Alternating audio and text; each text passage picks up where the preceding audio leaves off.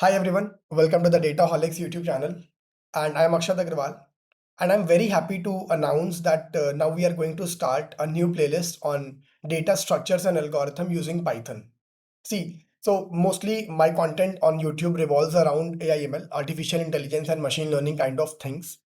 But why DSA, right? So till now I was feeling कि DSA बहुत ज़्यादा required नहीं होता data science और machine learning की field में.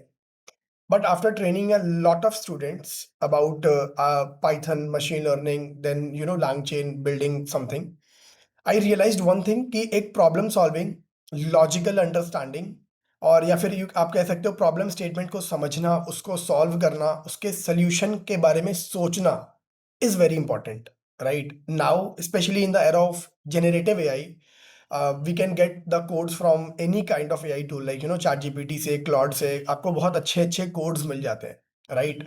But the only ability left with us now, or we can say the only differentiation left with us is thinking capability.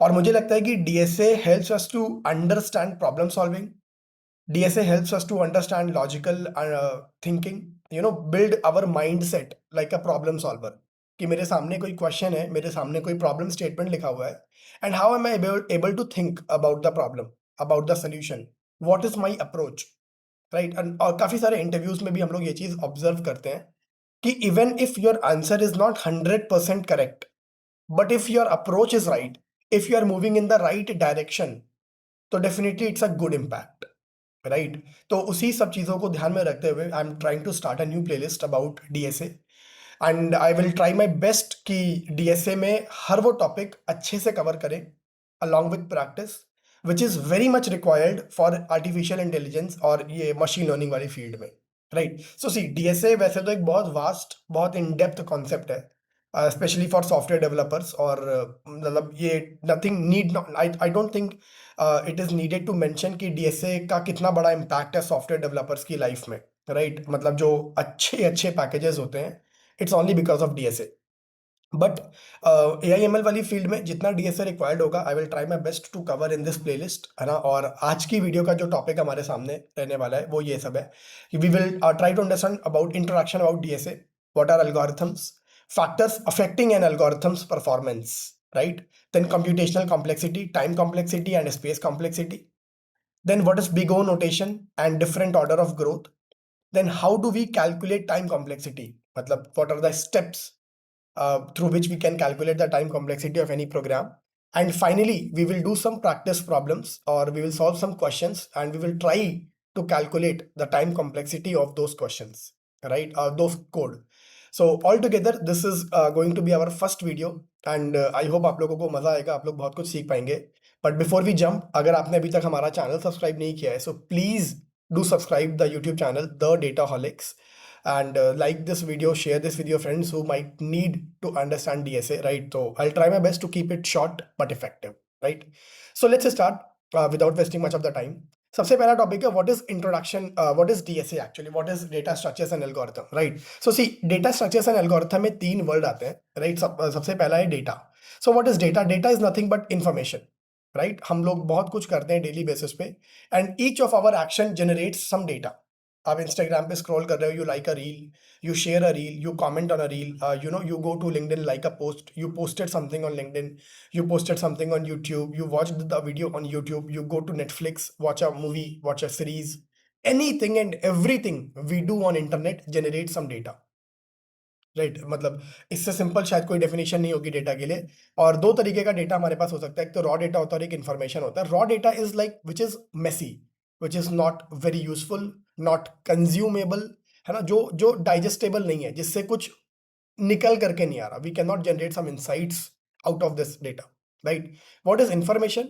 When this raw data is processed, like missing values हटा दी गई, और जितने anomalies थे वो हटा दिए गए, डुप्लीकेट वैल्यूज हटा दी गई, इनकंसिस्टेंट फॉर्मेट्स हटा दिए गए, like the data is cleaned, the data is consumable, readable, है ना? वो डेटा रीडेबल है, कंज्यूमेबल है, और उससे हम लोग कुछ इंसाइट्स जनरेट करके डिसीजन ले सकते हैं. Then that data becomes information, right? So इसमें जो पहला वर्ड था data, I hope it is understood. Second is structure. Now data structures, right? Structures क्या होता है कि डेटा को हम किस तरीके से स्टोर कर रहे हैं। और एक बड़ा सिंपल सा सवाल भी यहाँ पर मैं आप लोगों के सामने रखना चाहूंगा, and if you already know the answer, pause the video and post your solution, post your answer in the comment section. What is the difference between data type and data structure? Right, so let me just first explain data structure, then we will understand this difference as well. But अगर आपको already पता है तो please post your answer in the comments, right? So structure means the way we store the data, the way we organize and store the data, in what structure, in what manner, right? अब data को दो तरीके से in the like context of DSA हम लोग अगर बात करें तो दो तरीके से हम लोग डेटा को स्टोर कर सकते हैं, एक लीनियर फैशन में और एक नॉन लीनियर फैशन में, राइट? तो नॉन लीनियर फैशन में, लीनियर फैशन का मतलब क्या होता है? जैसे हम लोग अगर डेटा को स्टोर करते हैं in arrays, right, list, linked list, stacks, queues, right? ये सारा, these are different ways to store the data in a linear fashion. तो अगर मैं एग्जांपल से बताऊं, जैसे लाइक स्टैक है, stack is nothing but like a stack of books. आपने एक बुक रखी लेट्स से B1, फिर उसके ऊपर एक और बुक रखी B2, फिर उसके ऊपर एक और बुक रखी B3, उसके ऊपर एक और बुक रखी B4, उसके ऊपर एक और बुक रखी B5. अब this is the way we insert the data in stack. अच्छा, अब जब आपको बुक्स निकालनी होंगी तो सबसे पहले आप ये वाली बुक निकालोगे ना.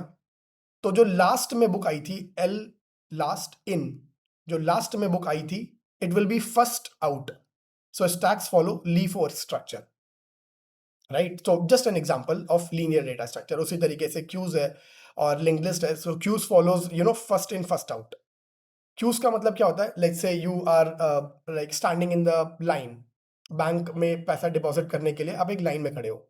तो लेट्स से ये काउंटर है, यहाँ पे एक आदमी आया, उसके पीछे एक और आदमी आया, उसके पीछे एक और आदमी आया, उसके पीछे एक और आदमी आया, उसके पीछे एक और आदमी आया. तो अब इसमें सबसे पहले कौन निकलेगा लाइन से? सबसे पहले पैसा कौन जमा करेगा? जो सबसे पहले आया था वो जाएगा, अपना पैसा जमा करेगा. तो फर्स्ट इन फर्स्ट आउट. जो सबसे पहले आया सबसे पहले पैसा जमा करेगा और सबसे पहले चला जाएगा. तो first in first out, right? So queues follow FIFO structure, first in first out. So I hope this make sense. और अभी हम लोग आगे आने वाली वीडियोस में we will cover stacks and queues in detail. हम लोग पूरा उप्स को यूज करके पूरा कोड बनाएंगे, how to create linked list, अपनी खुद की linked list, right? Because linked list is not linked list, stack, queues, they are not primitive data structure in Python. मतलब पहले से नहीं प्रेजेंट है, we have to create our own class. तो ये सब कुछ हम लोग डिटेल में पढ़ेंगे. बट यहाँ पे बस इतना समझने की जरूरत है कि these are some ways of storing the data linear, in the linear fashion. Arrays में हम लोग क्या करते हैं, इन लाइक इस तरीके से हम लोग ब्लॉक बाई ब्लॉक, कॉन्टिगस और नॉन कॉन्टिगस मेमोरी लोकेशन में एरेज और लिंक्ड लिस्ट में हम लोग डेटा को स्टोर करते हैं, like 2 3 4 5 and so on and so fourth, right? तो इस तरीके से हम लोग डेटा को स्टोर करते हैं. तो these are linear fashion of storing the data. Then another non linear fashion of data. तो नॉन लीनियर में हमारे पास पाइथन की कॉन्टेक्स्ट में अगर मैं बात करूं तो दो हमारे पास आर्किटेक्चर होते हैं, स्ट्रक्चर होते हैं. पहला ट्री बेस्ड स्ट्रक्चर, दूसरा ग्राफ बेस्ड स्ट्रक्चर, करेक्ट? सो tree based structure like binary tree की अगर हम बात करें तो हर ट्री के पास दो नोड होंगे, हर नोड के पास दो सब नोड्स होंगे, like this, right, like this. और इसके पास मान लीजिए दो नोड्स हैं. तो this is nothing but tree based structure. और ग्राफ का जो हमारा स्ट्रक्चर होता है वो something like this, let's say, है ना? तो अब इसका यूज केस एक बताता हूँ आप लोगों को. तो बड़ा सिंपल सा एग्जांपल लेता हूँ और एक बड़ी अच्छी video. I really want to give a shout out to CampusX YouTube channel, like awesome. I am a big fan of Nitish sir. अगर वो कभी इस वीडियो को देखें, इफ ही लाइक्स दिस, तो फिर be one of my biggest achievements, right? तो उनकी वीडियो में एक एग्जांपल देखा था. So let's say you are using Facebook और आप एक ऐसा डेटा स्ट्रक्चर बना रहे हो या फिर आप ऐसा कुछ एप्लीकेशन बना रहे हो, correct? So let's say you, ये आप हो पर्सन ए और ये पर्सन बी है, राइट? अब पर्सन बी में जब हम लोग फेसबुक स्क्रॉल करते हैं तो म्यूचुअल फ्रेंड्स दिखाता है या फिर सजेशंस दिखाता है, सजेशन फॉर फ्रेंड्स. ऐसे ही लिंक्डइन पे भी दिखाता है सिमिलर कनेक्शंस और हर जगह पे. तो लेट्स से ये दो लोग हैं, पर्सन सी और पर्सन डी. ये ए के भी ए के फ्रेंड है और दोनों ही फ्रेंड है, राइट? और ए जो है बी का फ्रेंड है, करेक्ट? तो बी को सजेशंस में, रिकमेंडेशंस में they can definitely recommend C and D. So how do they mention these, how do they recommend these? Like जब ग्राफ के फॉर्म में डेटा स्ट्रक्चर स्टोर्ड होगा तो they will be easily be able to recommend people based on their profiles, correct? So there are so many more use cases of trees graph which we will discuss in the upcoming videos, but यहाँ पर इसको long नहीं करते. I hope you are able to understand the second word called structure. Correct? So structure, the manner in which we store the data. So to answer this question, data types versus data structures. Data type is type of value we store in the let's say linked list or stacks or queues. Let's say integer data hai, string data hai, boolean data hai, right? Complex data hai, whatever kind of data, the type of value, like 1 2 3 4 integers hai, abcd strings hai, right? Data structure means the structure, the architecture, the manner in which we store the data. So the type of data is called data type. The manner in which the data is stored is called data structure. Correct? So DSA mein, right? Third word is algorithms. What is algorithm? It is nothing but step-by-step solution for a problem. Correct. As simple as जब आप bike चलाना सीखते हो, है ना, तो उसमें कुछ स्टेप्स होते हैं. फर्स्ट यू नो चाबी लगाते हो, स्टार्ट करते हो, फर्स्ट गियर में डालते हो, धीरे धीरे क्लच छोड़ते हो और एक्सेलरेटर लेते हो, right. So algorithm steps to do something. चाय बनाते हैं तो सबसे पहले हर किसी का एल्गोरिथम, अच्छा एक चीज और, हर किसी का एल्गोरिथम अलग हो सकता है. To solve one problem we can have multiple possible solutions. Like चाय बनाने के टाइम पे कोई पहले दूध गर्म करता है, कोई पहले पानी गर्म करता है, तो it's not know big deal, right? So algorithm is nothing but step-by-step approach towards the problem. Step-by-step solution of any problem is called algorithm, right? So that is important. Now यहीं पे हम लोग सेकंड टॉपिक शुरू करते हैं. What are algorithms? तो algorithm is nothing but step by step solution और step by step approach to any problem statement, right. So I hope यहाँ तक हम लोगों को डेफिनेशंस क्लियर हो गई चीज़ों की, right. And moving on to the next page, let us start discussion about algorithm in and around algorithms only. Just give me a second. So algorithms and their performance. Now this is our next topic. So as we discussed कि एक problem को solve करने के लिए there can be multiple options, right. अब जब हम लोग एक एल्गोरिथम लिखते हैं, दूसरे एल्गोरिथम लिखते हैं, तो of course which one is better? अच्छा, better in context of what? Better सबसे important in context of scale. Correct. Let's say हमारे पास दो तीन algorithms, algorithm A, algorithm B, algorithm C. Correct. Just take a real example. Let's say हम लोग factorial calculate करना चाहते हैं, राइट. तो फैक्टोरियल कैलकुलेट करने के लिए हमारे पास एक सोल्यूशन हो सकता है कि हम लोग लूप चलाएं, आई इज इक्वल टू 1 से लेकर के लेट्स से 5 का फैक्टोरियल कैलकुलेट कर रहे हैं, तो 1 से लेकर के 5 तक हम लोग लूप चलाएं और मल्टीप्लाई करते हैं. एक सोल्यूशन हो सकता है रिकर्शन के through, correct. Similarly Fibonacci series है या कोई भी प्रॉब्लम आप देखोगे, प्राइम नंबर्स है, तो उसमें हम लोग एक लूप चला सकते हैं 2 से लेकर के n तक, और less than equal to n या लेस देन n तक, और डिवाइड करके हम चेक कर सकते हैं. एक ऑप्शन हमारे पास रिकर्शन के थ्रू हो सकता है. एक हमारे पास ये हो सकता है कि हम n/2 तक सारे नंबर्स को डिवाइड करके देखें, अगर एक भी फैक्टर मिलता है तो it's not a prime number. एक ऑप्शन ये भी होता है √n तक हम लोग जाते हैं और उसमें अगर कोई फैक्टोरियल, उसमें कोई फैक्टर मिल जाता है तो भी प्राइम नंबर नहीं होता. So there can be basically n number of solutions to check whether a given number is prime और नॉट. बट नाउ, अब इन चारों सॉल्यूशंस में से which solution is the best? Correct. In terms of interview अगर आप बात करोगे, तो लेट्स से एक कंपनी है which is there for your placements. 4 बच्चों ने 4 अलग अलग सोल्यूशन लिखे, which solution is the best and why? या फिर हम इंडस्ट्री में काम करते हैं, like we are working for a big let's say firm, और वहां पर हम कुछ कोड लिख रहे हैं. Now which code is the best, which approach is the best and how?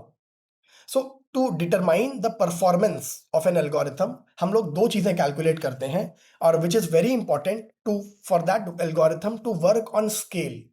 क्योंकि जब कोई भी सॉफ्टवेयर या कोई भी कोड बनता है, कोई भी एप्लीकेशन बनती है ना, तो वो 2 4 10 लोगों के लिए नहीं बनती. It is meant to solve masses problem. Mass बहुत बड़ी जनसंख्या में लोगों की प्रॉब्लम को सॉल्व करने के लिए बनाई जाती है. जैसे फेसबुक है, अगर लेट्स से छोटा सा सोशल नेटवर्किंग साइट होता, 2 4 10 20 50 लोग यूज कर रहे हैं, it's good. But when number of inputs यानी कि number of people using that website increases, तो उसका परफॉर्मेंस कैसा है? जस्ट इमेजिन, इससे कंपनी को कितना बड़ा लॉस हो सकता है. आप फेसबुक इंस्टॉल करते हो और आप फेसबुक को यूज करना शुरू करते हो, करेक्ट. तो लेट्स से आप उसको लोड कर रहे हो और वो आपका इंटरनेट 5G है, या 5G से भी बढ़िया कुछ अगर है तो है, राइट. और बट वो वेबसाइट लोड होने में 10 20 सेकेंड लगा रही है ना. 10 20 सेकेंड कोई बहुत बड़ा टाइम नहीं है, बट इतने में हम फ्रस्ट्रेट हो जाएंगे and we will leave the website, आप ज़ोमैटो पे खाना ऑर्डर कर रहे हो, ब्लिंकिट पे कुछ ग्रोसरी सर्च कर रहे हो, इंस्टाग्राम पे एक रील डालना चाहते हो या रील देखना चाहते हो। लेट्स से उसमें 20 सेकंड लग गए अपलोड होने में या लोड होने में, बफर होने में। You will never come to that website again. Tell me, right? So this is about time. Right, second हम बात करें अगर स्पेस की। So let's say you are using a device और कोई एप्लीकेशन आप डाउनलोड करना चाहते हो and that application is heavy, मतलब काफी एमबीज में है या जीबीज में है, लेट्स से, करेक्ट। तो आप बहुत कम चांसेस हैं उसको अपने सिस्टम में डाउनलोड करोगे unless it is very useful. Reason being हमारे पास लिमिटेड स्पेस होता है अपनी एक डिवाइस में, लेट्स से आप फोन यूज करते हो या लैपटॉप यूज करते हो, राइट।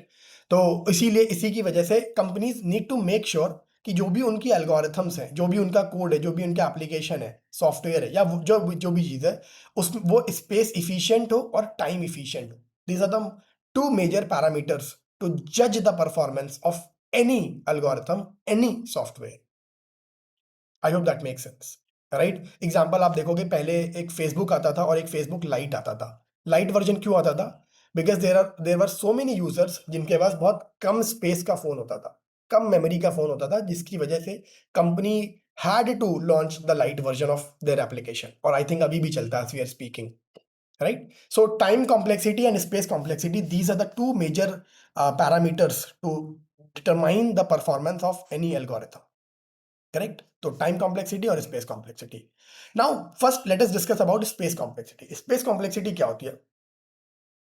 जब भी हमारा कोई कोड रन करता है या हम जब कोई कोड लिखते हैं, तो it requires some space from your computer system, correct. Example, आपने लिखा a इज इक्वल टू 5, हालांकि ये बहुत कम स्पेस है, लेट्स से इंटीजर की बात करें तो लेट्स से कुछ बिट्स या बाइट्स में स्पेस यूटिलाइज होगा, बट कुछ स्पेस लगेगा, राइट। सो ये जो स्पेस कहाँ से यूटिलाइज होगा? आपके इंटरनल मेमोरी से।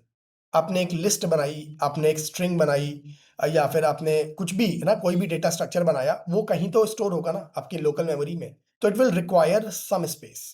सो that is nothing but space complexity. The space required, right, the space required for an algorithm to run is called space complexity, right? I hope this makes sense. Or please pause the video or write this definition. The space required for an algorithm to run is called space complexity. इसको note down कर लीजिए, which will help you to revise afterwards, right? And next about time complexity हम बात करें जब, तो बहुत misconception होता है लोगों को कि the time required for an algorithm to run is called time complexity। कि लेट्स से हमने एक प्रोग्राम को रन करा और उसमें लेट्स से 20 सेकेंड्स लग रहे हैं, 5 सेकेंड्स लग रहे हैं, तो दैट इज टाइम कॉम्प्लेक्सिटी? नहीं, that is called temporal complexity, right. आप टेम्पोरल कॉम्प्लेक्सिटी, ये एक नया सा टर्म है आपके लिए, तो I am writing it down, temporal complexity. So this is nothing but the time taken by an algorithm to run. But what is time complexity? So basically, time complexity is nothing but rate of change in time. Rate of change in time as the input size grows. As the input grows. Correct. So let's say आपने एक algorithm लिखी जो पहले n is equal to 10, n मान लीजिए, पूरी इस video के लिए मैं बोल रहा हूँ, n मान लीजिए आप इनपुट साइज आपकी एल्गोरिथम का, राइट। तो जैसे for I in range n, तो n is number of times the loop is going to iterate, example. तो n मान लीजिए इनपुट साइज है, राइट। फिर उसी कोड को किसी ने रन करा for n is equal to 100, उसी कोड को किसी ने रन करा n इज इक्वल टू 1000 के लिए, उसी कोड को किसी ने रन करा n is equal to 1 lakh, maybe more than that, right. So the rate of change in time from this to this, this to this, this to this is nothing but time complexity, right? So this is the definition of time complexity and space complexity. अच्छा, अब जो ये time होता है ना, ये दो चीजों पर डिपेंड करता है। इसके कुछ इंटरनल फैक्टर्स होते हैं जो हमने बात कर ली है, कुछ एक्सटर्नल फैक्टर्स भी होते हैं टू जज the performance of an algorithm. अब लेट्स से आप एक i3 जनरेशन का लैपटॉप यूज कर रहे हो and someone else is using i7 generation laptop, right. तो बहुत ऑब्वियस सी बात है कि i7 will be much faster, same algorithm same code i7 वाले लैपटॉप पे फास्ट रन करेगा एज कंपेयर टू i3 वाले laptop. So this is an external factor, right? For example, the system you are using, hardware actually, right? So this is an external factor. So let's say ज़्यादा GB का RAM है और किसी का कम GB का RAM है. For example someone is running the same code on MacBook and another one is running the same laptop on Windows, तो generally MacBook की परफॉर्मेंस फास्टर होती है generally, right? So these are some of the external factors which determine the performance of an algorithm, and there are internal factors like time and space, right? So external factors पे ज़्यादा judgment नहीं होती, reason being हर किसी के पास system की requirement अलग अलग हो सकती है, तो that is not like important. What is more important as per interviews perspective और लाइफ में अच्छी एल्गोरिथम अच्छी कोड लिखने के लिए is internal factors, right? The time taken by the algorithm to run, or time complexity actually, and space complexity, right? So जैसे जैसे वो इनपुट स्केल करेगा, आपकी एल्गोरिथम का परफॉर्मेंस कैसा, that is time complexity, and which is very important to calculate. And here by coming up with our next topic, time complexity, right? So time complexity को calculate करने से पहले, problems को solve करने से पहले, let me just help you to get few understandings जो prerequisite की तरह काम करेंगे before we just jump to calculate the time complexity of a code. So the first important term to understand is there are three types of time complexity to be calculated, right? First is best case time complexity, second one is average case time complexity, and the third one is worst case time complexity. Correct? मतलब best case का क्या मतलब हुआ कि like you know the algorithm is performing the best. Let's say आप कुछ search कर रहे हो राइट, और वो आपको बिल्कुल शुरू करते ही मिल गया. Let's say there is a array of 100 numbers, let's say, right? Or you are searching for some number, let's say 3, and which is found at the first position. जैसे आपने यहाँ से शुरू करा, it is found at the first position. This is the best case scenario. Average case कि वो 3 कहीं पर बीच में मिलेगा. Worst case वो आपको लास्ट में मिलेगा या नहीं मिलेगा. Correct? So best case is represented by omega symbol. Average case complexity is represented by theta symbol, and worst case scenario is represented by O, big O. इसी को हम लोग बोलते हैं big O notation. Correct? Big O notation. So what is big O notation? Big O notation is nothing but a representation, notation to represent the time complexity of the worst case performance of the algorithm.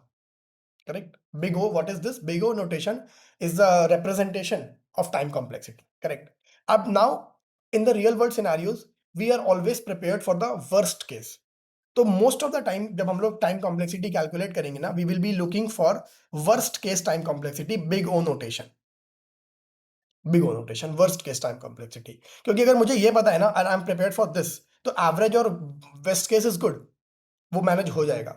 But worst case time complexity is the most important to be calculated, to be estimated in the beginning, before we deploy our code to the production. Correct? So big O notation is very important.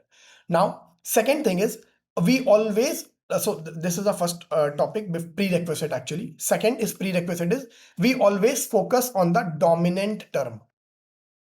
Dominant term का मतलब क्या होता है? Let's से हमने किसी code की complexity calculate करी and which is like n square plus 2n plus 5. Correct? Let's say this is the time complexity of a code. Correct? अब ये कैसे आएगा उस पर अभी हम बात करेंगे और हम लोग निकालना भी सीखेंगे, that is not a problem. But just imagine कि this is the time complexity of an algorithm which we are trying to calculate. Correct? अब इसमें 3 टर्म्स हैं which is n square, 2n और 5. बेसिक मैथ्स ये कहती है कि इसमें सबसे ज्यादा इंपैक्ट n स्क्वायर का होगा if we talk about n, because n is the variable term here. अगर n की वैल्यू 2 है तो आप कैलकुलेट करके देखो, 2 square 4 plus 2 to the 4 plus 5. फिर n की वैल्यू लेट्स से 20 है, तो 20 का square 400 plus 2 into n 40 plus 5. So अगर हम देखेंगे n की वैल्यू कुछ और भी आप लेकर के देख लो, है ना, तो this 5 is the constant term. It is not dependent upon n की वैल्यू 20 हो, 10 हो, 200 हो, 30 हो, 3000 हो, ये 5 हमेशा कॉन्स्टेंट टर्म रहने वाला है. राइट? सिमिलरली एक एग्जांपल और लेते हैं, n इज इक्वल टू 30, तो 30 का स्क्वायर 900 प्लस 3 2 इंटू 30 60 प्लस 5. तो देखो 5 अभी भी कांस्टेंट है, so 5 is the constant term. Second, ये जो 4 40 और 60 है, this is making some impact, this is dependent upon n, but इसका जो चेंज है ना, it is very less. As compare to this term of n square. देखो यहाँ पर 16, 400 और 900 द चेंज, बट यहाँ पर आप देखो 440, 60। करेक्ट। सो एक्चुअली इस केस में n square is the most dominant term. Correct. और ये हमेशा हम लोग याद रखेंगे, लाइक अगर एन क्यूब होता तो it is the most dominant term, अगर n raise to the power 7 होता तो it was the most dominant term. Correct. So हम लोग हमेशा टाइम कॉम्प्लेक्सिटी, क्योंकि हम ना कभी एग्जैक्ट टाइम कॉम्प्लेक्सिटी नहीं कैलकुलेट करते, ना कर पाते, हम हमेशा एस्टिमेट करते हैं, हम हमेशा एस्टिमेट करते हैं order of growth. So let's say अगर हम इस इक्वेशन की बात करेंगे एन स्क्वायर प्लस 2n+5 में, अगर ऑर्डर ऑफ टाइम कॉम्प्लेक्सिटी हम निकालेंगे तो it is order of n square. मतलब क्या है कि जिस स्पीड से इनपुट ग्रो करेगा एन, उसके स्क्वायर की स्पीड से हमारा टाइम ग्रो करेगा। I hope that make sense, right. So this is nothing but the relationship of square graph. तो अगर हम इसका ग्राफ बना करके देखेंगे तो it would look something like this. Let me just create the graph for you. ये basic maths है, और अगर जो लोग मैथ्स बैकग्राउंड का नहीं है, नहीं समझ आता तो it's okay, it's just this graph is just for understanding, nothing important, right. So let's say n is equal to 0 है तो उसकी 0 स्क्वायर 0 रहेगा, 1 है तो 1 स्क्वायर 1 रहेगा, 2 है तो 2 स्क्वायर 4 हो जाएगा, 3 है तो 3 स्क्वायर 9 हो जाएगा, right. So as the input size grows, उसके स्क्वायर की स्पीड से आपका टाइम ग्रो कर रहा है। So this is what this relationship is saying. Correct. So this is just an example to understand कि while calculating the time complexity we always look for the dominant term। क्यों? क्योंकि उसका impact सबसे ज्यादा होता है। जो impact वो करता है, dominant term करता है time complexity पे, वो सबसे ज्यादा होता है। इसकी वजह से हम लोग हमेशा dominant term को focus करते हैं, right? So now तो this was the second prerequisite। Moving to the next page, यहाँ पर एक important बात हम लोग जो discuss करेंगे, that is about order of growth, right? So few common growth parameter, growth orders, order of growth to calculate the complexity, order of growth complexity, right? So सबसे पहला मतलब वैसे तो most of the algorithm जो अभी मैं पढ़ाने वाला हूं उस order of growth में आ जाएगी, but this is not always the case। most of the algorithm will fall in somewhere here only, right? तो सबसे पहला हमारे पास एक ऑप्शन होता है for the constant growth कि like there is an algorithm which is not dependent upon the input size। so उसका order constant growth होता है, let's say order of 1। it is represented as order of 1। Example की बात करते हैं, let's say एक array है, एक लिस्ट आप मान के चलो, जिन्होंने पाइथन पढ़ा है उनको अभी एरे नहीं पता होगा, तो लेट्स से लिस्ट है, राइट। अब एक लिस्ट है 1 2 3 4 5 n is equal to 5 size की, और एक लिस्ट है n is equal to let's say 500 या 5000 मान लो आप, राइट। एक बहुत बड़ी लिस्ट है, करेक्ट। अब मान लीजिए यहाँ पर एन ऑफ हम सबको पता है इंडेक्सिंग क्या होती है, right. So these are these elements are stored on indexes like 0 1 2 3 and so on and so forth, right। यहाँ पर भी 0 1 2 3 and 4, these are the indexes, correct। अब let's say there is an element stored at third index, here भी, यहाँ पर भी और यहाँ पर भी, correct। so if I write, let's say ये array A था, ये array B है, right। if I write A of 3 and if I write B of 3, what do you think, how much time will it take for these two searches to be done? Yeah, print A of 3, print A of B of 3, it will take exactly same time। this is not dependent upon n, trust me, this is not dependent upon n। क्यों? इसका मैं आपको example बताता हूँ। क्योंकि जब हम लोग एरे में डेटा स्टोर करते हैं ना, तो it is like contiguous memory location. Contiguous memory location मतलब एक के बाद एक, GUOUS, right. So contiguous memory location, so let's say अगर हम इंटीजर की बात करते हैं तो वो 4 बाइट्स लेता है फॉर एग्जांपल, राइट। और लेट्स से इनिशियल जो इन मेमोरी है दैट इज 1000। सो जो एरे ऑफ 3 होगा ना, it will be simply 1000 plus third index into 4 bytes each. So it will B at this location. In this case it will be at the index of memory location of 1012 if the starting memory location is 1000, और यहां पर भी it will be at the index location memory location of 1012। और अगर let's say यहाँ पर memory 10,000 से start हो रही है, राइट, 10,000 से स्टार्ट हो रही है, so it will be simple 10,000 plus third index into 4 bytes each, because we are talking about integers. So 10 it is like 10012, this is the simple memory location। so it will be calculated instantly, it's a simple mathematical operation, it does not depend upon n, right? I hope you are able to understand and this makes sense. Correct? So झट से a of 3 और a of b of 3 calculate हो जाएगा without being dependent upon the input size n. So this is a classical case of constant growth. Correct? और एक hack, एक important tip to remember, और इसको आप प्लीज अपने नोट्स में लिख लीजिएगा।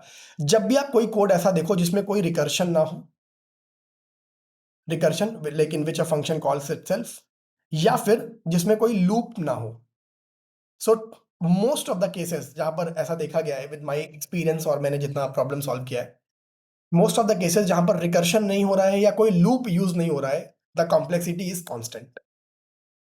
तो ये एक हैक है, एक टिप है, अभी आप इसको लिख लीजिए, जब हम लोग कुछ प्रॉब्लम सॉल्व करेंगे तो ये आपको समझ भी आ जाएगी, right? So second order of growth will be linear, linear order of growth. Okay, एक पहले आपको मैं एक बार ग्राफ भी बना देता हूं। अगर हम चलिए कांस्टेंट ऑर्डर ऑफ ग्रोथ की बात करें, सो let's say this is the graph for that, है ना? सो ये ऐसा रहेगा, मान लो ये इनपुट साइज है, सॉरी टाइम है, और ये इनपुट साइज है, वाई एक्सिस पे टाइम है और एक्स एक्सिस पे हमारा इनपुट साइज है। सो इनपुट साइज तो बढ़ रहा है, लेकिन जो time taken by the algorithm है वो नहीं बढ़ रहा, दैट इज कांस्टेंट, राइट? सो चाहे जितना इनपुट साइज बढ़ जाएगा, the time taken by the algorithm would be same, correct? So this is the graph. Linear के केस में कैसा ग्राफ बनेगा अगर हम बात करें? सो it will be like a straight line like this, कि जैसे जैसे इनपुट साइज बढ़ता जा रहा है और वैसे वैसे टाइम बढ़ता जा रहा है। तो वाई एक्सिस पे हमारे पास टाइम है, एक्स एक्सिस पे हमारे पास इनपुट एन है, इनपुट साइज एन मतलब input size, correct? So this is the graph for linear case. अच्छा, इसका एग्जांपल क्या होगा? A single loop, a single loop. Okay, इसका एग्जांपल मैं आपको दे देता हूं। सो लेट्स से एक बड़ा सिंपल सा कोड है फॉर आई इन रेंज। जिन्होंने पाइथन पढ़ी होगी पहले से, ऑफ कोर्स डीएसए पढ़ने से पहले Python is the prerequisite, correct? N, right? और print i, let's say this is a simple code. अब लेट्स से अगर n की वैल्यू 5 है, तो i चलेगा 0, फिर i की वैल्यू होगी 1, फिर i की वैल्यू होगी 2, फिर i की वैल्यू होगी 3, फिर i की वैल्यू होगी 4, and the loop will stop. But let's say अच्छा, ये कितनी टाइम आइटरेट हुआ? 5 टाइम्स। नंबर ऑफ स्टेप्स कितना हुआ? नंबर ऑफ आइटरेशंस कितना है? 5 times.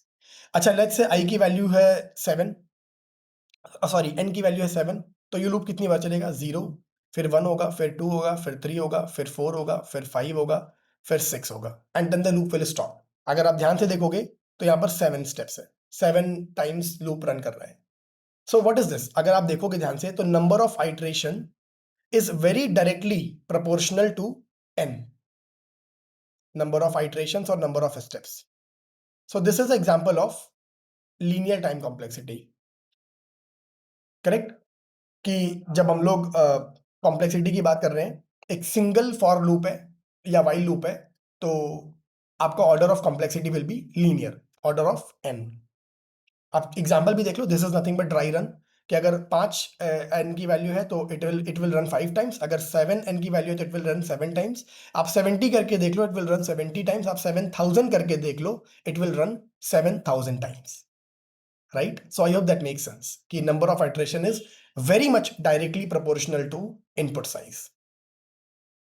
Okay, so this is about order of n time complexity. अगर इसका मैं आपको एक एग्जांपल दूं, so it's like एग्जांपल इसका मान के चलिए linear search in an unsorted array.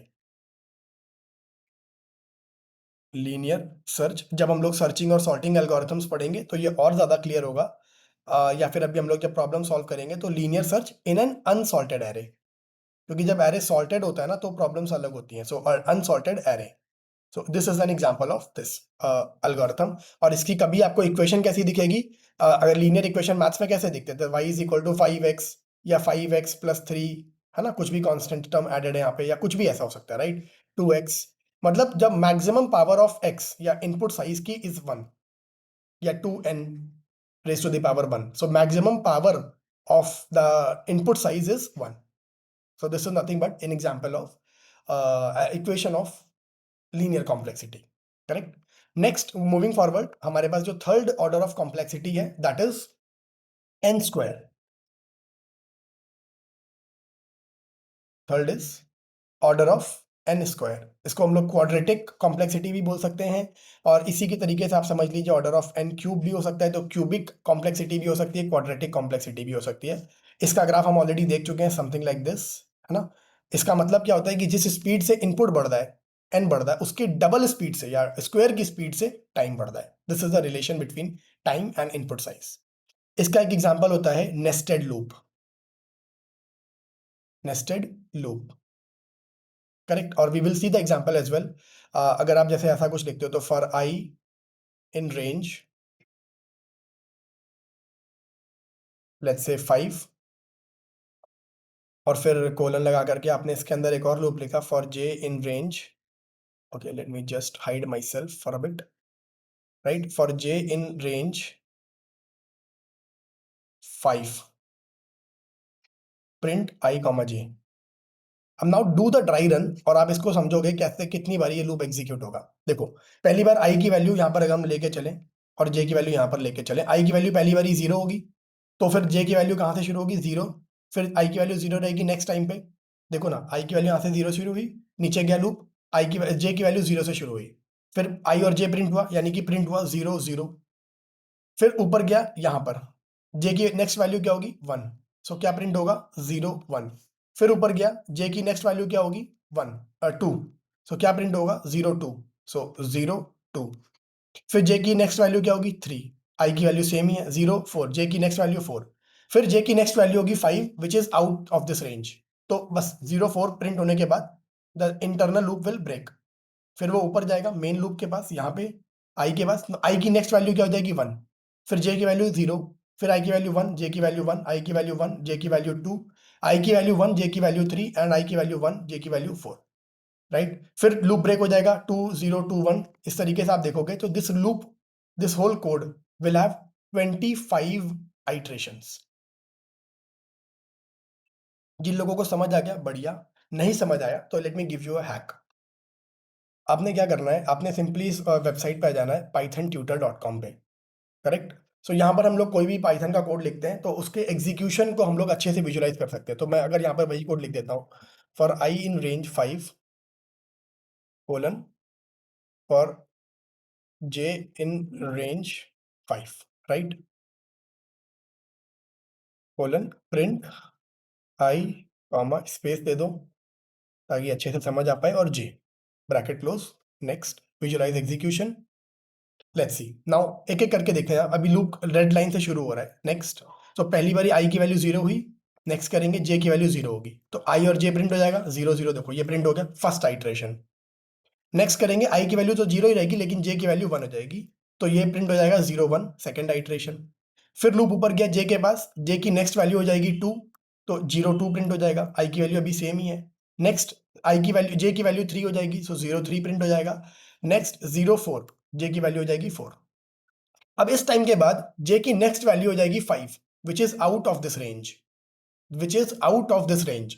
तो देखो, जे की नेक्स्ट वैल्यू हो जाएगी 5 which is out of this range, तो लूप चला गया ऊपर। अब आई की नेक्स्ट वैल्यू क्या हो जाएगी 1, देखो यहाँ पे ग्लोबल फ्रेम में देखो आई की वैल्यू हो गई 1, और जे से स्टिल 4 अभी, है ना। अब जे नेक्स्ट जे की वैल्यू कहां से शुरू होगी 0 से, ये देखो, ये 1 0, फिर 1 1, फिर 1 2, फिर 1 3, फिर 1 4। अब आई की नेक्स्ट वैल्यू हो गई है 2, नेक्स्ट करेंगे हम, तो ये देखिए आई 2 0, सॉरी आई जे, तो 2 0 2 1 2 2 2 3 2 4, राइट। इसी तरीके से नेक्स्ट करेंगे 3 और 4 के लिए प्रिंट होगा, and then the loop will terminate. और अगर आप यहाँ पर नंबर ऑफ स्टेप्स देखोगे, ये पूरे के पूरे, ये जो प्रिंट में प्रिंट हुआ है नंबर ऑफ आइट्रेशंस, तो you will count this will be 25। चलो एक छोटी वैल्यू के लिए लेके देखते हैं, आपको शायद समझ आएगा ज्यादा बेटर तरीके से। Let me edit this code quickly. J की वैल्यू, आई और जे की वैल्यू 2 लेके चलते हैं केवल, और विजुलाइज एग्जीक्यूशन करते हैं। नेक्स्ट आई 0 1 0 2 जो भी है, दैट्स इट। सी देखो, 2 2 था तो 4 आइट्रेशंस लगे, सिमिलरली 3 3 करके आप देखोगे तो 9 आइट्रेशंस रहेंगे। थोड़ा एक बार इसको प्ले अराउंड करो, समझ आ जाएगा, correct. So basically this is a classic case of n square time complexity, right. This is an example of n square time complexity. इसी तरीके से अगर मान लीजिए, अब आपका एक मन में सवाल आएगा कि अगर सर पहला लूप a टाइम्स चल रहा है, दूसरा लूप b टाइम्स चल रहा है, अभी तो ये केस था कि दोनों लूप n और n टाइम्स चल रहे थे, तो n स्क्वायर हो गया, राइट? बट अगर एक लूप 5 टाइम्स चल रहा है, एक लूप 6 टाइम्स चल रहा है, तो क्या? So it is nothing but order of a b, बस that's it, right? So the time complexity of this code will be a b, right? तो नंबर ऑफ आइट्रेशन। सो यहां से कंक्लूजन क्या बन रहा है कि इन केस ऑफ लूप, चाहे सिंगल लूप हो चाहे नेस्टेड लूप हो, to calculate the time complexity, to estimate the time complexity, what we do is we calculate the number of iterations. What we do is we calculate the number of iterations. Single loop में order of n था, nested loop में order of n square या n cube. अगर इसी के अंदर एक और फॉर लूप होता, एक फॉर लूप के अंदर एक फॉर लूप के अंदर भी एक और फॉर लूप, तो ऑर्डर ऑफ n क्यूब होता, राइट? मतलब कुछ ऐसा। जब हम लोग पैटर्न्स के प्रॉब्लम सॉल्व करते हैं तो कई बार हम लोग 3 लूप्स भी देखते हैं लाइक दिस, तो ये n क्यूब हो जाता, राइट? अच्छा, this is not always the case, हमको नंबर ऑफ आइट्रेशंस देखना जरूरी है। ऐसा नहीं कि आंख बंद करके 3 फॉर लूप देखे तो n क्यूब लगा दिया जी, 2 फॉर लूप देखे तो n स्क्वायर लगा दिया जी, नहीं। नंबर ऑफ आइट्रेशंस को जज करना, एस्टिमेट करना इज इंपॉर्टेंट, राइट? तो अभी हम लोग नेक्स्ट केस डिस्कस करेंगे, कुछ प्रॉब्लम सॉल्व करेंगे, तो ये और क्लियर हो जाएगा, but this is important for us to understand, correct? Next order of growth would be, let me just quickly write it. I know थोड़ा सा ये लंबा जाएगा lesson, but this lesson is very important because this sets the fundamental growth tone of DSA, right? तो इसको समझना जरूरी है। Next order of growth would be log n, right? Logarithmic growth है, so order of log N. अच्छा, log N के लिए मैं आपको सीधे हैक देता हूं, क्योंकि इसका एग्जीक्यूशन समझना थोड़ा, अभी हम लोग जब कोड से समझेंगे तो और इजी लगेगा। जब भी आपके आइट्रेशंस में number of loop, sorry, n divide हो रहा हूं, लाइक n/2 हो रहा है, n/4 हो रहा है, n/6 हो रहा है, सॉरी n/8 हो रहा है, मतलब n/16 हो रहा है, एंड सो ऑन। जब भी हर आइट्रेशन पे, first iteration, second iteration, third iteration, fourth iteration, हम देख रहे हैं इनपुट साइज घट रहा है।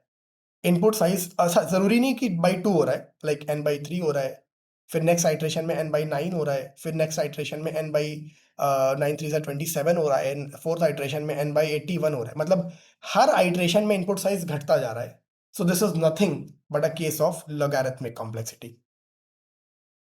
अब इसको प्रूव करने के लिए थोड़ा मैथमेटिक्स में जाना पड़ेगा, so let us not go into depth, but एक बात हम सिंपल सी याद रख सकते हैं कि जब भी हमारे पास डिवाइड का केस आ रहा होगा, so most of the cases में we will see the time complexity as log n, right? और इसका एक बड़ा अच्छा एग्जांपल है बाइनरी सर्च। तो जिन लोगों ने कभी बाइनरी सर्च के बारे में सुना होगा, जिन्होंने नहीं सुना अभी इग्नोर कर दो, जब हम सर्चिंग पढ़ेंगे तो और समझ आ जाएगा। ये बाइनरी सर्च में क्या होता है कि एक बड़ी सी एरे में हम लोग कुछ सर्च कर रहे होते हैं, राइट? तो हम हर स्टेप में, हर आइट्रेशन में एरे को हाफ कर देते हैं। मतलब सपोज करो 0 से 100 के बीच में एक नंबर ढूंढ रहे हैं, तो मैंने आपसे पूछा कि क्या वो नंबर 50 से बड़ा है या छोटा है? आपने बोला सर 50 से छोटा है, तो मैं जो 50 के बाद वाला पूरा पोर्शन है ना, उसको इग्नोर कर दूंगा। अब मेरी सर्च लिमिटेड रह जाएगी इसमें। फिर अगली बार मैंने पूछा आपका जो नंबर है वो 25 से छोटा है कि बड़ा है? आपने बोला 25 से तो बड़ा है, तो मेरी ये जो फर्स्ट हाफ एरे की थी वो इग्नोर हो जाएगी। अब मैं सर्चिंग करूंगा सिर्फ इतने पोर्शन में। फिर यहाँ पर इसका जो हाफ होगा वो होगा 37 समथिंग, 25 और 50 या, राइट? सो हम मैं पूछूंगा आपसे 37 से बड़ा है कि छोटा है, बोलोगे 37 से छोटा है, तो मेरा सर्च केवल इतने में लिमिटेड रह जाएगा। तो हर आइट्रेशन में हम एरे को हाफ करते जा रहे हैं, right? So this is an example of logarithmic log n time complexity, correct? So this was the fourth time complexity. Fifth time complexity हमारे पास आती है order of n log n, correct? तो n log n हमारे पास का भी example बताता हूँ, right? Example इसमें हम लोग मर्ज सॉर्ट में, I think n log n आता है। मर्ज सॉर्ट में हम लोग हर एरे को, अरे half half half half half, हाँ, राइट? सो एग्जांपल इसका जो ग्राफ बनता है वो कुछ इस तरीके से बनता है, ये मतलब ये स्ट्रेट लाइन सा नहीं रहता, लेकिन राइट? सो इट्स बेटर कि मैं आपको गूगल पे भी एक बार दिखा दूं वो order log log n graph. So देखिए लॉग एन का ग्राफ कुछ इस तरीके से बनता है। अगर हम एन लॉग एन की बात करें,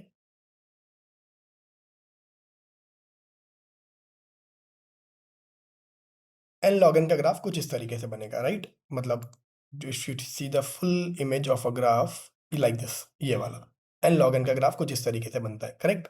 सो ठीक है, इसमें कम मैथमेटिक्स या ग्राफ का बहुत ज़्यादा रोल नहीं, बट हाँ, यू शुड नो और यू शुड अंडरस्टैंड, करेक्ट?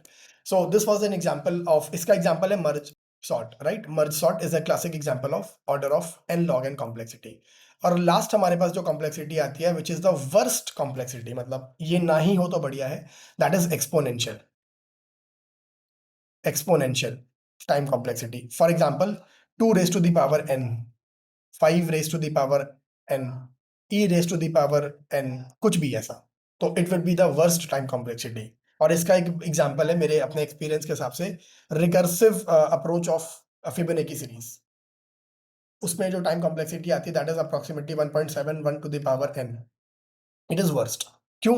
अब मैं आपको कंपैरिजन करके दिखाता हूँ। हमारे पास मान के चलो, जस्ट 2-3 इनपुट साइज लेके फटाफट कंपैरिजन कर लेते हैं कि इन सब में कौन सा सबसे अच्छा है, कौन सा बेकार है, ठीक है? तो लेट्स से हम लोग n की वैल्यू कुछ मानते चलते हैं, और यहाँ पर हमारे पास है order constant n, n square, है ना? हमने यही सब पढ़ा, log n log n, और हमने पढ़ा है e to, let's say 2 to the power n, correct?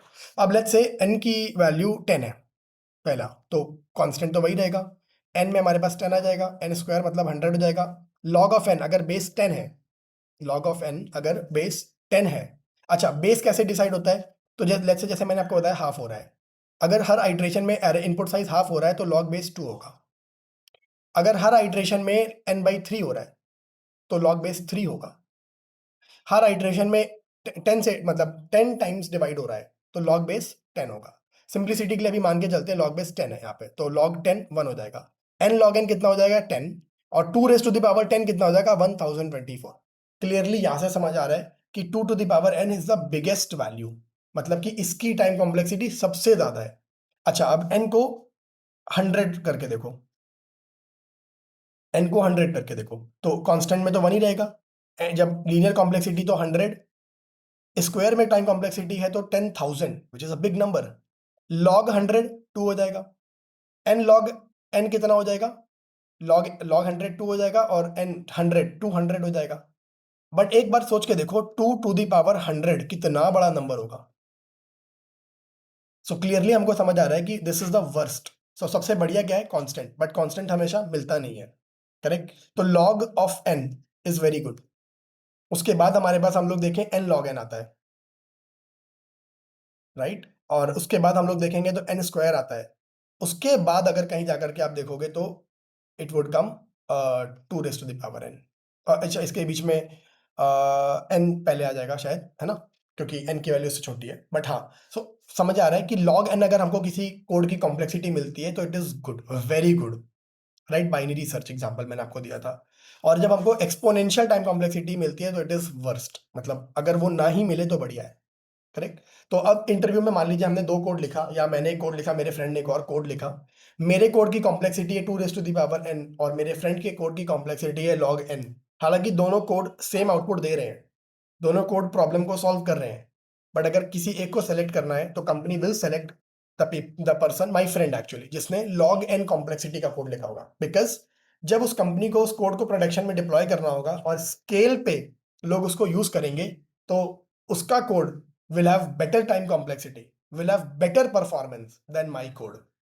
तो आज के बाद हमें ये ध्यान रखना है कि हमें सिर्फ कोड नहीं लिखना, हमें अच्छा कोड लिखना है, राइट? जिसकी टाइम कॉम्प्लेक्सिटी कम हो, ऐसा कोड लिखना है, right? So that was all in मेरे ख्याल से theory about algorithm and time complexity, right now. So सारी थ्योरी आई होप आप लोगों को समझ आ गई होगी। If you have any questions till now तो प्लीज मुझे कमेंट्स में बताइए, I will definitely try to answer that question. Second चीज, अगर आपको अभी तक ये कॉन्सेप्ट समझ आ रहे हैं तो please consider subscribing the YouTube channel and liking this video, और अपने हर उस फ्रेंड के साथ शेयर करो जिसको डीएसए कॉम्प्लेक्स लगता है। आई ट्राई माई बेस्ट कि अब जो हम क्वेश्चन सॉल्व करने वाले हैं वहां से आपको डीएसए इजी तरीके से समझ आएगा, राइट? अच्छा, एक डिस्क्लेमर। सो अब जो मैं कोड लिखने वाला हूँ, हम लोग टाइम कॉम्प्लेक्सिटी कैलकुलेट करने वाले हैं, तो प्लीज सिंटेक्स पे या मतलब राइटिंग पे मत जाना, because I am not writing the code into Python itself. कुछ कोड हम लोग यहाँ लिख के देखेंगे, मैन्युअली कैलकुलेट करके देखेंगे फॉर अस टू लर्न, फिर कुछ कोड हम लोग डायरेक्टली गूगल कोलैब और जगह पे लिख करके देखेंगे सो दैट, और कुछ कोड हम लोग पाइथन ट्यूटर में भी देखेंगे so that we understand the flow very quickly. But कुछ क्वेश्चंस मैन्युअली करने जरूरी है डायरी पेन पे so that we understand the logic, steps behind it. तो सबसे पहला कोड है, अभी तक हम लोगों ने एक नेस्टेड लूप देख लिया था और एक सिंपल लूप देख लिया था, राइट? तो आई थिंक उसको वो आपको समझ आ गया होगा कि लूप की कॉम्प्लेक्सिटी ऑर्डर ऑफ एन क्यों होती है, और एक नेस्टेड लूप की कॉम्प्लेक्सिटी, है ना? राइटिंग पे मत जाना प्लीज यार, थोड़ा पैड पे लिखते हैं तो सही नहीं होता। ठीक है, I am not practised enough. So third is consecutive loop.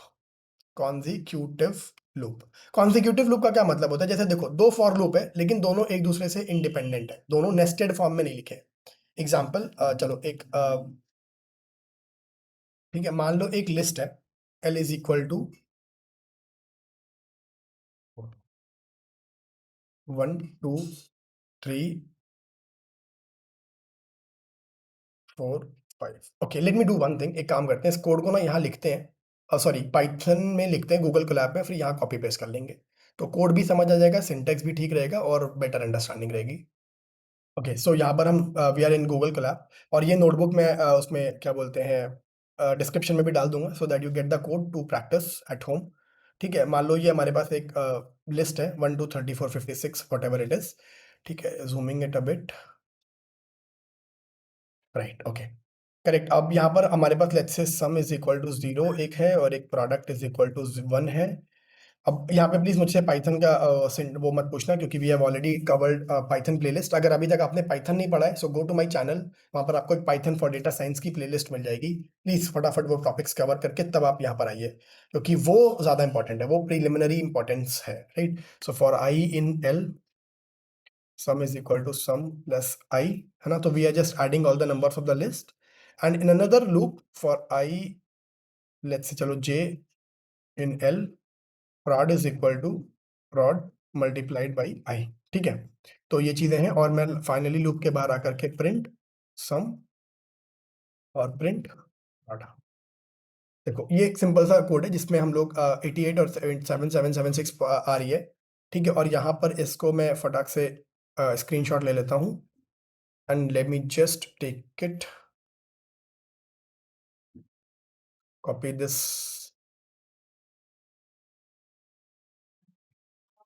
Image, go to OneNote and done. यहाँ पर उसको पेस्ट कर देते हैं, ये right, this is the code, this is our first code. अब ध्यान से समझना, देखो ये जो पहली लाइन है, this is a constant operation. जो पहली लाइन है हमारे पास, this is a constant operation. Second line is a constant operation, third line is a constant operation, because any kind of assignment, यहाँ पे हम तीनों लाइनों में क्या कर रहे हैं, we are just assigning some value to a variable, right? So assignment operations are constant, वो इनपुट साइज पे डिपेंड नहीं करता। आप सोच के देखो ना यार, लिस्ट का साइज 10 हो चाहे 100 हो, सम इज इक्वल टू 0, उतना ही टाइम तो लेगा। लिस्ट का साइज 500 हो, प्रोड इज इक्वल टू 1, एक असाइनमेंट है बेसिक, तो उतना ही टाइम लेगा। बट अगर हम यहां की बात करेंगे for I in L, this is of order of complexity n. क्यों? अगर एल में 5 है तो 5 बार लूप चलेगा, 50 है तो 50 बार लूप चलेगा, 500 है तो 500 बार लूप चलेगा, as we have discussed already. Again, जो ये नीचे वाली लाइन है, that is again a constant operation, correct? तो अच्छा, चलो मान के चलते हैं, ये जो पहली लाइन थी वो C1 कॉम्प्लेक्सिटी, C1 उसमें थी,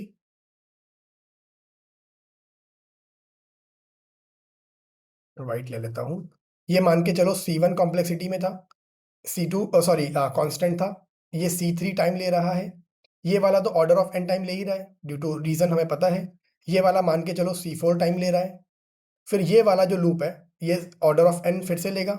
एन क्या है? Input size in the list. ये प्रोडक्ट मल्टीप्लीकेशन जो है वो भी C5 मान लो कांस्टेंट टाइम लेगा, और ये जो दोनों प्रिंटिंग है ये भी दोनों C6 और C7 टाइम लेंगे। Okay, so this is the time taken by each of the line. अब यहां पर मैंने जैसे पहले भी बोला था, we have to focus on the dominant term. अच्छा, अगर हम आइडियली इसकी कॉम्प्लेक्सिटी देखें तो what would be the ideal complexity? देखो, C1 plus C2 plus C3 plus n multiplied by C4 plus n multiplied by C5, plus C6 plus C7. This is the exact time complexity of this code. But ये जो C1, C2, C3, C4, C5, C6, C7 है, ये सारे constant है. तो finally मैं अभी फिलहाल के लिए इन तीनों को और इन दोनों को इग्नोर कर सकता हूं कांस्टेंट टाइम, क्योंकि वो उतना बड़ा इंपैक्ट नहीं डाल रहे होते, as we have already discussed. तो मोटा मोटा टाइम कॉम्प्लेक्सिटी यहां पर क्या बचेगी, order of C4 plus C5 of n. Again C4 और C5 भी एक कांस्टेंट है, उसको भी हम लोग इग्नोर कर सकते हैं. तो फाइनली जो टाइम कॉम्प्लेक्सिटी बनेगी इस कोड की, that is order of n. Correct.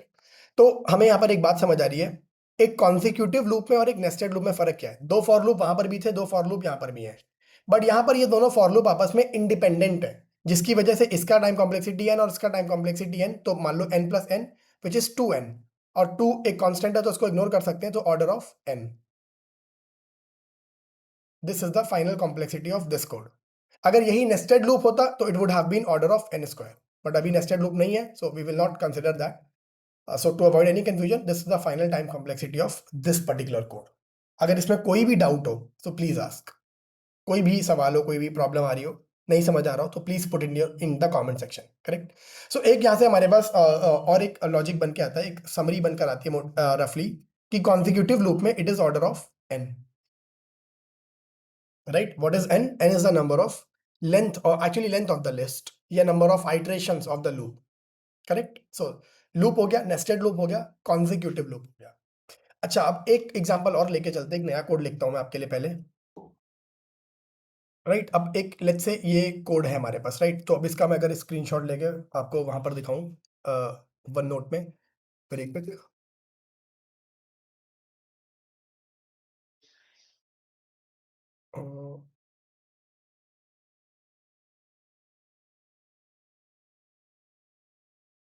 Copy paste. Right. सो अब इस कोड की अगर हमको कॉम्प्लेक्सिटी कैलकुलेट करनी अगेन, सो जो फर्स्ट वाला लाइन है that is a constant operation, so let's say c naught. Okay. ये जो लूप है it will execute n times. ये जो लाइन है it will again a constant operation. So ये फर्स्ट वाला जो फॉर लूप है आपको शायद समझ आ रहा होगा, C1 n टाइम्स चलेगा, C1 मल्टीप्लाइड बाई n. क्यों? क्योंकि n टाइम जब लूप एग्जीक्यूट करेगा और ये लाइन उसके अंदर उतनी बार एग्जीक्यूट करेगी, so total number of iterations will be C1n. अगर n 5 है लेट्स से, है ना, तो 5 और अंदर वाला लाइन उतनी बार ही चलेगा, तो 5 इंटू C1, जितना टाइम वो ले रही है. अगर हम इस लूप की बात करें, तो पहला लूप जो external, this is a nested loop, external जो लूप है वो n टाइम्स चलेगा, इंटरनल लूप भी n टाइम्स चलेगा, और ये लाइन मान लीजिए C1 C2 टाइम लेगी. सो दिस इस वाले लूप का कॉम्प्लेक्सिटी रहेगा C2n square. Do you agree with me? जितने लोगों को यहां तक समझ आ गया प्लीज कमेंट्स में बताइए यस, और कोई डाउट है तो प्लीज पूछिए. अब चूंकि ये फर्स्ट ऑपरेशन, ये सेकंड ऑपरेशन और ये थर्ड ऑपरेशन कॉन्जिक्यूटिव है, तो इसके बीच में प्लस साइन लगेगा. So finally, the complexity of this code would be C naught plus C1n plus C2n square, right? So और हम अगर इसको देखेंगे तो ये कांस्टेंट इग्नोर कर सकते हैं, तो it is n C1, C1 भी कांस्टेंट है, उसको इग्नोर कर सकते हैं, प्लस n स्क्वायर. अगर हम इसमें देखेंगे तो डोमिनेंट टर्म n स्क्वायर है, so we always focus on dominant term. So finally, the complexity of this code would be order of n square. Right. So this was how do we solve this question. Correct. अब एक और question करते हैं for different time complexity. Right. So let's say this is the code, और एक बार इसकी पहले इसको रन करके देखते हैं. राइट. इस कोड में हम कर क्या रहे हैं, n is equal to 10 while n is greater than equal to 1. जब तक n की वैल्यू 1 या 1 से बड़ी है तो प्रिंट करो hello, and after each iteration we are dividing n by 2. So n double slash 2 means quotient calculate करेगा. सो फॉर एग्जाम्पल अगर हम इसको समझें, तो जब n इज इक्वल टू 10 है तो सबसे पहली बार n इज इक्वल टू 10 रहेगा विच इज ग्रेटर देन 1, तो एक बार हेलो प्रिंट होगा. करेक्ट. ग्रेट. नाउ इस उसके बाद हम लोग क्या करेंगे, एक मिनट. हाँ. सो जब फर्स्ट टाइम लूप चलेगा तो n की वैल्यू 10 है, और उसमें नीचे जाएगा 10 is greater than equal to 1, condition true, print कर देगा हेलो. सो यहाँ पर हेलो प्रिंट हो जाएगा. फिर n is equal to n by 2, यानी कि n is equal to 10 double slash 2, और इसका क्वोशंट आता है 5. करेक्ट. सो लूप दोबारा से ये वापस ऊपर जाएगा फाइल के पास, 5 इज ग्रेटर देन 1. अब n की करंट वैल्यू क्या है, 5. So 5 is greater than equal to 1, फिर से हेलो प्रिंट करेगा, और उसके बाद 5 is n is equal to 5 double slash 2. So इसका क्वोशंट आ जाएगा 2. ओके. अगेन लूप ऊपर जाएगा यहाँ पर, n is equal to currently 2, right? ध्यान से देखना, फिर से 2 is greater than equal to 1, hello print होगा, और n is equal to 2 double slash 2 which is 1, 2 1 ज़ा 2 क्वोशंट, फिर n ऊपर जाएगा तो n इज इक्वल टू 1 है, 1 is greater than equal to 1, again एक बार हेलो प्रिंट होगा, एंड यहाँ पर n is equal to 1 double slash 2 which is 0, और अब ऊपर जब जाएगा तो लूप बंद टर्मिनेट हो जाएगा। तो ये एग्जीक्यूशन हमें समझ आ रहा है। So basically the conclusion is कि जब n की वैल्यू 10 है, so loop is executing 4 times, okay, right? और किस किस वैल्यू के लिए? पहली बार n की वैल्यू थी 10, फिर दूसरी बार n की वैल्यू थी 5, तीसरी बार n की वैल्यू थी 2, और चौथी बार n की वैल्यू थी 1। Okay, great. अब सिमिलरली आप एक बार दोबारा सोच के देखो या करके देख लो, अगर नहीं समझ आता तो करके भी देख लेना। n इज इक्वल टू 100 करते हैं, n इज इक्वल टू 100 करते हैं, तो अब ये लूप कितनी बार एग्जीक्यूट होगा? पहली बार 100 के लिए, फिर 100 डबल स्लैश 2 कितना हो जाएगा? 50, फिर 50 डबल स्लैश 2, फिर 25, फिर 25 डबल स्लैश 2। n की वैल्यू हर आइट्रेशन में हाफ होती जा रही है, अगर आपको रिकॉल हो पा रहा हो, so please put in to comment इसकी टाइम कॉम्प्लेक्सिटी क्या होगी।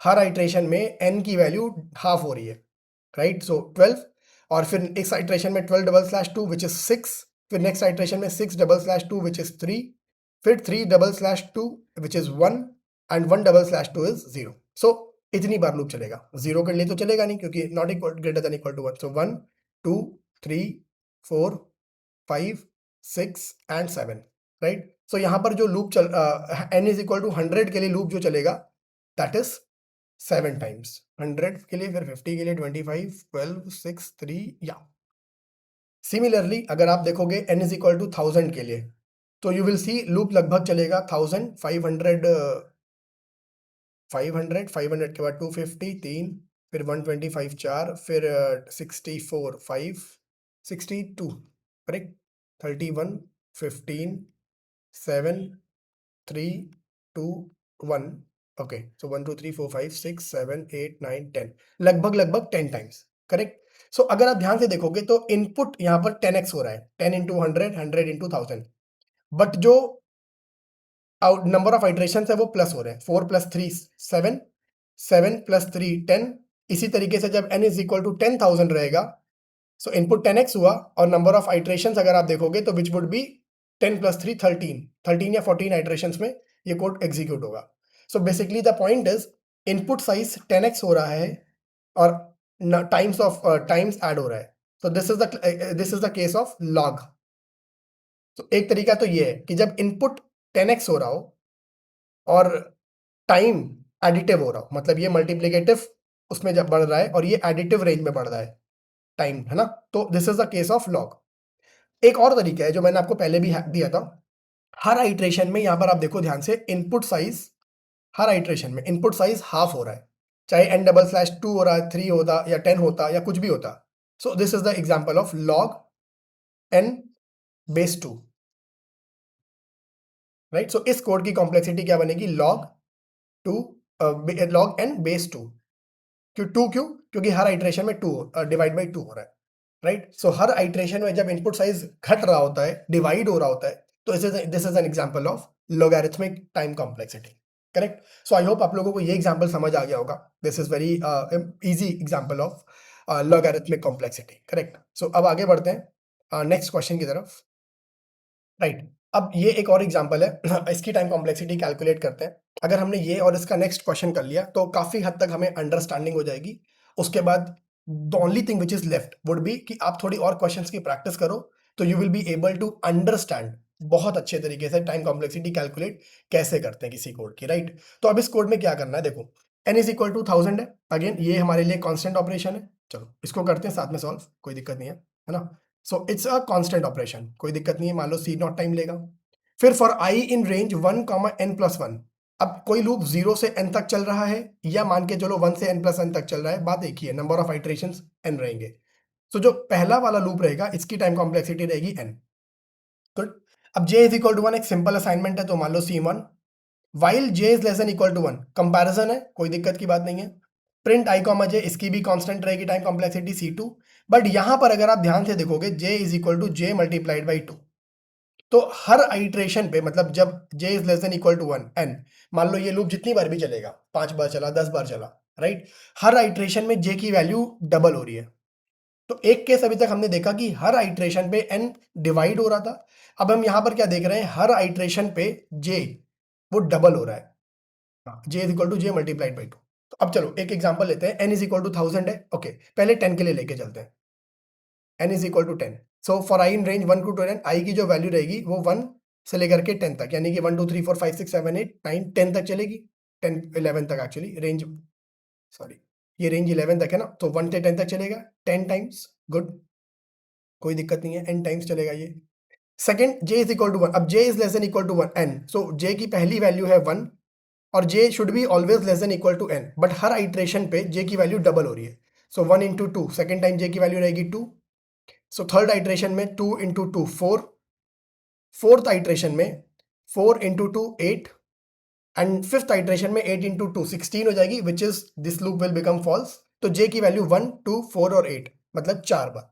सो अगर n इज इक्वल टू, देखो बाहर वाले लूप की तो कॉम्प्लेक्सिटी पता चल गई है, अब हमको इस वाइल लूप वाला की कॉम्प्लेक्सिटी कैलकुलेट कर रहे हैं। सो अगर n 10 है तो 4 बारी अंदर वाला लूप कितनी बारी घूमेगा, 4 बार। चलो ग्रेट। अब n की एक बार लेके चलते हैं वैल्यू 100 लेके चलते हैं। सो i इज इक्वल टू 1, 1 से लेकर के 101 तक चलेगा, विच इज 100 टाइम्स। ठीक है, सो बाहर वाला लूप सॉर्टेड है हमेशा। j की वैल्यू 1 से शुरू होगी, नेक्स्ट आइट्रेशन पे 1 इंटू 2 2 हो जाएगी, फिर नेक्स्ट आइट्रेशन पे 4 हो जाएगी, नेक्स्ट आइट्रेशन पे 16 हो जाएगी, फिर 16 हो जाएगी, फिर 32 हो जाएगी, फिर 64 हो जाएगी, फिर 128 हो जाएगी, विच इज फॉल्स। तो हम लोग j की वैल्यू इतनी रहेगी, मतलब कि 1 2 3 4 5 6 7 टाइम्स। Okay great. सो जब n इज इक्वल टू 100 है, सो i की वैल्यू j 7 टाइम्स घूमेगा, राइट? फिर उसके बाद नेक्स्ट n की वैल्यू 1000 लेके चलो, तो बाहर वाला लूप 1000 बार घूमेगा, कोई दिक्कत नहीं, सॉर्टेड है। अंदर वाला लूप 64 के बाद 128 भी जाएगा, 256 भी जाएगा, 512 भी जाएगा, और 512 के बाद नहीं जाएगा, विच इज 10 टाइम्स। सो अगर n की वैल्यू, एक minute, let me turn off the video. एक मिनट, आपको ना इधर कर लेता हूँ छोटा सा, right? So n is equal to जब 1000 है तो लूप चल रहा है 10 टाइम्स अंदर वाला। सो एक इसकी प्रॉपर्टी है कि इनपुट 10x हो रहा हो और आउटपुट एडिशन में बढ़ रहा हो। This is the property of log, right? So अंदर वाला जो लूप है वो है लॉग ऑफ एन की कॉम्प्लेक्सिटी में, और base 2, right? Log of n की कॉम्प्लेक्सिटी में। सो अगर हम ध्यान से देखें, ये अंदर वाला लूप नेस्टेड है बाहर वाले लूप के। So this time it would be order of n, एक दूसरा कलर ले लेता हूं, ठीक है, order of n multiplied by order of log n. I'm already ignoring the constants, so it would be equal to order of n log n, correct? So this is the complexity of this particular code. So मोटा मोटा कहने का मतलब क्या है कि एक loop के अंदर अगर लॉग वाला लूप कोड लगा हुआ है तो it will be again log n, ये सिंपल है। और हमको अगर हम, ये तो मतलब एक ट्रेडिशनल अप्रोच हो गया, प्रॉपर तरीके से स्टेप बाय स्टेप, बट अगर आप कॉम्पिटिटिव एग्जाम में हो, टाइम कम है, तो हम क्या करेंगे, बाहर वाला लूप एन कॉम्प्लेक्सिटी में चल रहा है, उसके अंदर तो सीधी बात है मल्टीप्लाई होगा। हम यहाँ पे देख रहे हैं हर स्टेप पे इनपुट साइज डबल हो रहा है, हर स्टेप पे इनपुट साइज डबल हो रहा है, so it's nothing but log, so n log n, right? So this was the complexity of this particular code. Last problem solve करेंगे विच इज रिकर्सिव प्रोग्राम की। तो रिकर्शन के time पे हम लोग कॉम्प्लेक्सिटी कैसे कैलकुलेट करते हैं, अब ये समझना जरूरी है। उसके लिए मैंने एक एग्जांपल ले रखा है फिबोनाची सीरीज का। ओके, फिबोनाची से पहले हमारे पास एक और एग्जांपल है, हाँ, स्क्वायर, ठीक है, गुड। इसमें भी टाइम कॉम्प्लेक्सिटी एक्सपोनेंशियल में जा रही है। देखो, n is equal to input int n, मान लो n की वैल्यू कुछ भी है ना, तो फॉर i इन रेंज, अब रेंज चल रही है 2 स्क्वायर में। चलो एक इसको भी सॉल्व करके देखते हैं। मान लो n की वैल्यू है 5, तो i का लूप कहां से चलेगा, i इज इक्वल टू 0 से 2 रेज टू द पावर 5, यानी कि 2 to the 4 to the 8 to the 16 to the 32, मतलब कितनी बार चलेगा ये, 32 टाइम्स। Okay good.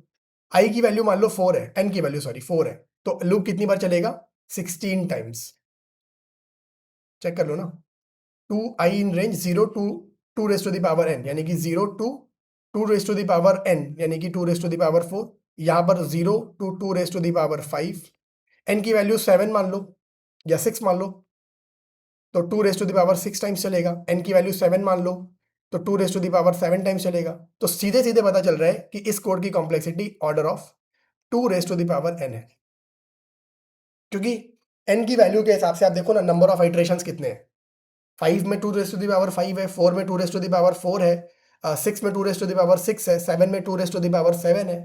सो अगर n रहेगा तो it is 2 raise to the power n, right. So time complexity क्या होती है? The rate of change in time as the input size grows. तो बहुत क्लियर है, ये तो बहुत इजी सा था, आई होप, है ना। But this is example of 2 raise to the power n, और बहुत बुरा है ये। आप देख रहे हो कि जैसे इनपुट साइज सिर्फ एक बढ़ा है, 4 से 5, नंबर ऑफ स्टेप्स 8 बढ़ गए। इनपुट साइज फिर एक बढ़ा, 5 से 6, नंबर ऑफ स्टेप्स कितने बढ़ गए? 32 टू 64, 32 स्टेप्स बढ़ गए। फिर एक और बड़ा इनपुट साइज 5 से 6 हुआ, तो एक लाइक 32, ओके 6 से 7 हुआ, तो आप देखो 64 स्टेप्स बढ़ गए। तो कितनी कॉम्प्लेक्सिटी बढ़ती जा रही है, लाइक टाइम बढ़ता जा रहा है just by increasing one input size. तो this is very bad, right. और लास्ट हमारे पास एग्जांपल है। अच्छा, अब इसको करने के लिए मतलब हम ट्रेडिशनल अप्रोच से नहीं जाएंगे, बट हमने जो अभी तक सीखा है उससे समझेंगे, ठीक है। अब यहाँ पर अगर आप देखोगे ना, फिबोनाची सीरीज का प्रोग्राम जो है, that is the program of using recursion, correct. Fibonacci series हम सबको पता है, नहीं पता होनी तो है तो पता होनी चाहिए। इट्स अ सीरीज जिसमें दो नंबर 0 और 1 होते हैं, फिर next number is the sum of previous two numbers. So 0 + 1 1, फिर next number is sum of previous two numbers, 1 + 1 2, फिर next number is sum of previous two numbers, 1 + 2 3, फिर next number is sum of previous two numbers, 3 + 2 5, and then 8, then 8 5 13, then 13 और 8 21, and so on and so forth, right. अब यहां पर हमने Fibonacci का programme लिखा। अब ध्यान से देखना आप, पहले स्टेप में लेट्स से यहाँ पे फंक्शन कॉल हुआ, उस स्टेप के अंदर दो बारी उस फंक्शन को दोबारा कॉल कर रहे हैं, एक ये और एक ये। तो basically what I am trying to say is, in each iteration, ध्यान से समझना, in each iteration two steps are there. तो मान लो अगर हम फिबोनाची ऑफ 5 कैलकुलेट कर रहे हैं, तो उसके लिए हमको दो काम करना पड़ेगा, फिबोनाची ऑफ 4 और फिबोनाची ऑफ 3 कैलकुलेट करना पड़ेगा।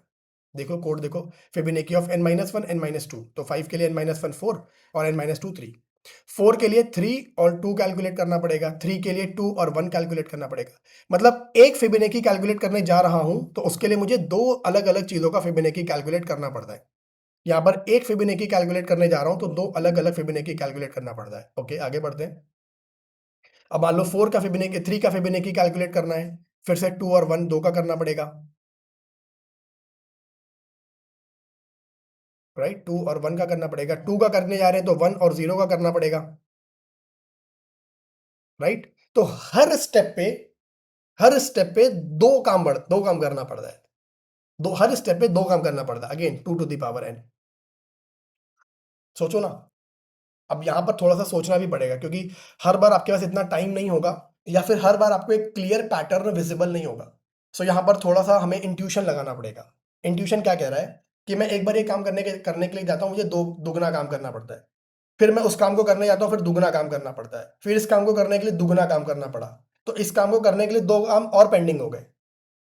तो ऐसे समझो ना, वर्कलोड बढ़ता जा रहा है। आपने एक असाइनमेंट देने गए टीचर को, उसने दो असाइनमेंट और दे दिया फिर दूसरा असाइनमेंट सबमिट करने का, उसने दो असाइनमेंट और दे दिया, अभी पहले वाले दो पेंडिंग है, राइट। फिर एक असाइनमेंट सबमिट करने के और दो दे दिया, पिछले पेंडिंग है।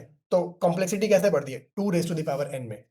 अच्छा, हर स्टेप में अगर 3 काम करना पड़ जाता तो 3 raise to the power n, हर स्टेप में अगर 4 काम करना पड़ जाएगा तो 4 raise to the power n, right. आप समझो ना, आप एक असाइनमेंट सबमिट करने के 4 मिल गया, चलो ठीक है 4, फिर वो 4 को सबमिट करने के लिए 4 4 4 और 4 और मिल गए, 16 नए असाइनमेंट्स, 4 पुराने, राइट। तो 4 raise to the power n।